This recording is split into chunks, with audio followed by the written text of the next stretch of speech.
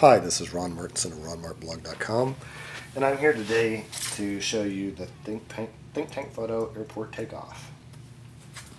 First thing I noticed about this bag is that it has a different design where there's actually a clip on the top here, and inside you have a little place to put your pins. There's also a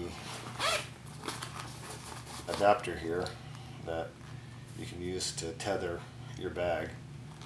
Kind of keep it in place. It's only on elastic in here, so this is kind of to keep the honest person honest. It can't be cut outside the bag, but I'm not too sure about it being mounted to a piece of elastic. But it certainly keeps it from quickly walking away. Inside the bag, there's a place to slide your laptop or papers for your flight.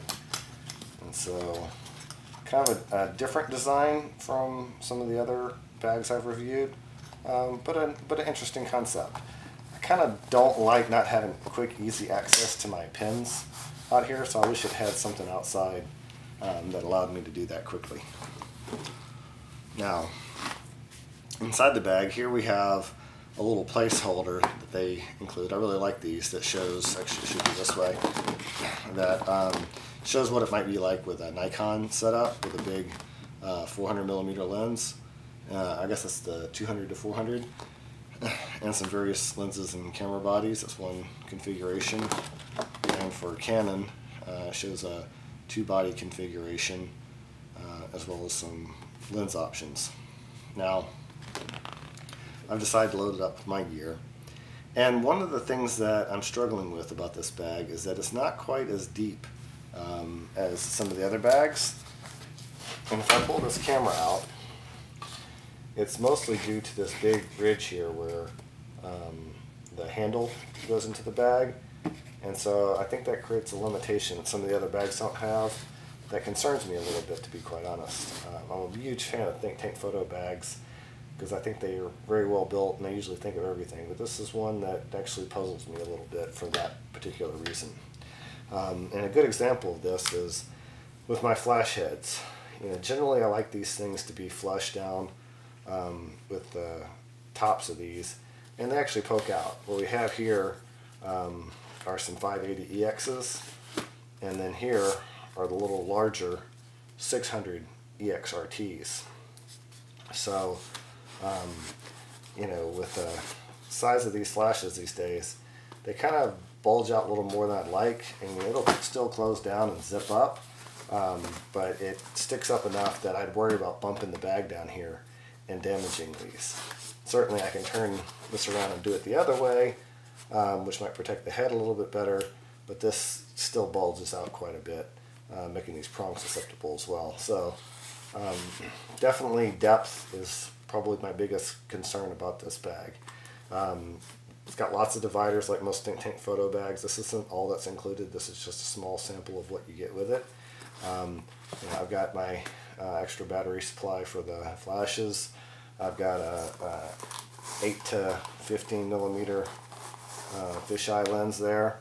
I've got the included bag to cover it up for harsh weather, 100mm macro, 16 to 35, and that fits nicely in there. And that actually does drop down far enough, because that's the thing. Along the outside edges, there's more depth than I otherwise have.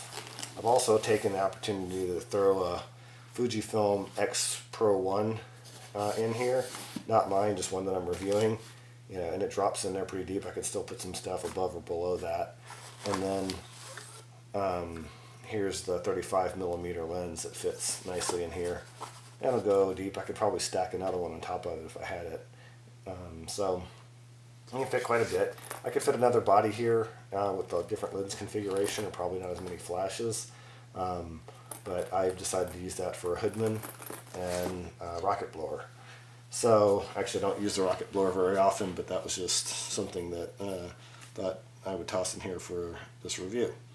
Now, you probably can't see it very well, but here in the bag there's some pouches on the inside. Again, that's great. It's good for holding all your filters and batteries and all the miscellaneous stuff. On the side here, I have my tripod mounted, And I'll show you more of that in a minute. I'm going to go ahead and zip this bag up. And with those flashes, it's a little more of a challenge, but you see I can get it. Normally I wouldn't have the tag on there either, but for purposes of the demo I have it on here. It's got a nice handle on the back. You got really nice rollers, and more importantly, you've got really good harness here for making it a backpack, which is something that's really great. And this has got a little more padding, seems to be a little more backpack friendly than some of the other models, so that's a nice plus. There's no ventilation in here or metal harness like you see on some of the competitors' bags, but it certainly gets the job done. It's definitely intended to be a roller primarily and sort of short term as a backpack, in my opinion. And here on the side, you have a tripod mounted in here. I've kind of done a weird hybrid. When you use this cups, you actually put all three legs in here, but just for illustration purposes, I showed that you can also stick your legs in here and avoid the cup. So that's just really something I did just for the demo. And then there's a handle here on the bottom, which is really nice for pulling your bag around out of the plane and so on. Fits perfectly in an airplane overhead compartment, and overall is very well constructed. Thanks for joining me.